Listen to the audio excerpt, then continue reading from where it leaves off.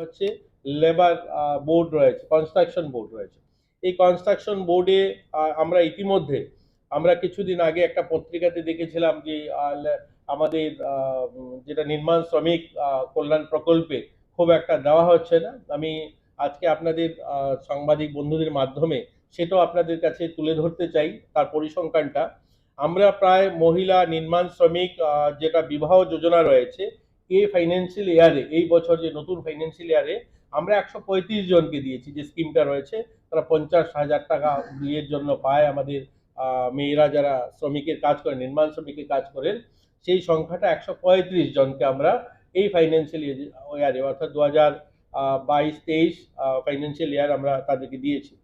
Education benefit আমাদের যাদেরকে দেওয়া হয়েছে, এটা 6,960 জনকে, যারা নির্মাণ শ্রমিকের ছেলেমেয়েরা যারা আলাদা আলাদা ক্লাস 1 থেকে 3 পর্যন্ত, একটা গ্রেড 3 থেকে 5 পর্যন্ত যারা মাধ্যমিক এবং যারা গ্রাজুয়েট, তাদের জন্য আলাদা আলাদা অ্যামাউন্ট রয়েছে। তো সেই সংখ্যাটা প্রায় আপনার 6,960 জনকে এই বেনিফিট দেওয়া হয়েছে।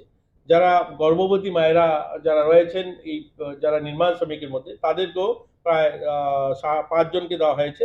মেডিকেল বেনিফিট যারা চিকিৎসার জন্য, আমাদের নির্মাণ শ্রমিক ভাইয়েরা চিকিৎসা করাতে বাইরে যান বা স্পেশাল ট্রিটমেন্টের জন্য বাইরে বা আইএলএস বা আমাদের অন্য হসপিটালে যারা ভর্তি হন, এই সংখ্যাটাও আমরা কিন্তু 60 জনকে দিয়েছি।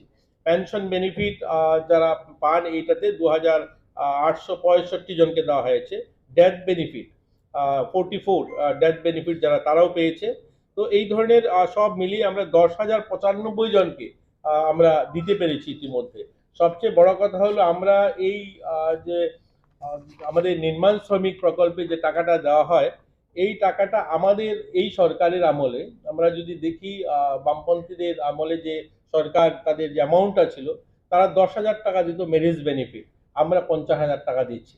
আমরা তাদেরকে যাদের অ্যাক্সিডেন্ট বেনিফিট যেটা, তাদের ছিল মাত্র 50,000 টাকা দেওয়া হতো, আজকে আমরা সেটাকে 4 লাখ টাকা তাদেরকে দেওয়া হচ্ছে। চিকিৎসার ক্ষেত্রে তাদের সবচেয়ে লিমিট ছিল 10,000 টাকা থেকে 50,000 টাকা, সেটাকে বাড়িয়ে আমরা 5 লক্ষ টাকা করেছি ম্যাক্সিমাম। তো এই ধরনের অনেকগুলো, যেখানে তাদের সময় মাত্র 6,000 টাকা ছিল জেনারেল মাস্টার ডিগ্রি কোর্সের জন্য, এখন আমরা 10,000 টাকা দিচ্ছি। আপনার টেকনিক্যাল কোর্সের জন্য যারা আইটিআইতে বা কোথায় ডিপ্লোমা কোর্স করতেন, তাদেরকে 8,000 টাকা দেওয়া হতো, আমরা 12,000 টাকা দিচ্ছি। যেখানে জেনারেল ডিগ্রির জন্য অর্থাৎ গ্রাজুয়েশনের জন্য যেখানে 5,000 টাকা দেওয়া হতো, আমরা 20,000 টাকা দিচ্ছি। এই ধরনের প্রত্যেকটা ক্ষেত্রে আমরা অ্যামাউন্টটাও বাড়িয়েছি এবং সংখ্যাটাও আমরা বাড়িয়েছি। আজকে আমরা তাদেরকে এই সুবিধাটা আমরা দিতে পেরেছি। আমাদের শ্রম দপ্তরের এই কাজগুলো ইতিমধ্যে চলছে। আমরা নতুন করে যে সমস্ত ক্র্যাশার ইউনিট অর্থাৎ পাথর ভাঙার, যেহেতু রাজ্য উন্নয়ন করছে, আমরা দেখছি সবাই যেভাবে ন্যাশনাল হাইওয়ে কনস্ট্রাকশন, বড় বড় বিল্ডিং তৈরি হচ্ছে, শপিং মহল তৈরি হচ্ছে। এই সমস্ত ডেভেলপমেন্টের কাজের জন্য কিন্তু শ্রমিক একটা বড় প্রায়োরিটি, অর্থাৎ শ্রমিক ছাড়া এগুলো করা সম্ভব নয়। এবং পাথর ভাঙা, ইট ভাঙা, ইট ভাটাতে কাজ করে সেগুলো করা সম্ভব নয়। তো আমাদের দপ্তরের যারা লেবার ইন্সপেক্টররা রয়েছে, তারা সময় সময় সেগুলোকে ভিজিট করছে এবং সেগুলোকেও আমরা তাদেরকে বাধ্য করছি তাদেরকে ইএসআই করিয়ে দিতে। এবং ইএসআই হসপিটালের জন্য অলরেডি প্রসেসিং রয়েছে, যেটা আমাদের বুজজংনগরে যেটা নির্মাণ হবে, সেটাও আন্ডার প্রসেস রয়েছে, সেটাও খুব শীঘ্রই কাজ শুরু হবে।